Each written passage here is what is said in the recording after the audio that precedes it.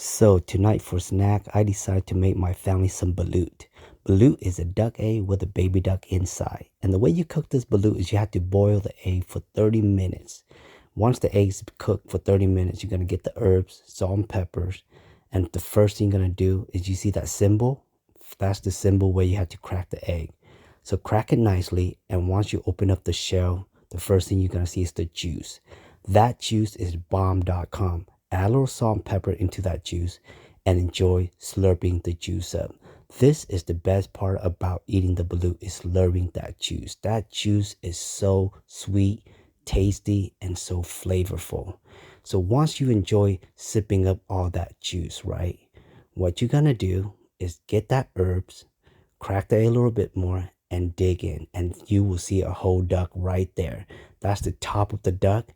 And what we're gonna do is we're gonna get that spoon, and we're gonna scoop it up and just put it in your mouth. It is so tasty and sweet. And this dish right here is a delicacy where they serve for the king. And when I was in Vietnam, y'all, this is what I eat for a snack.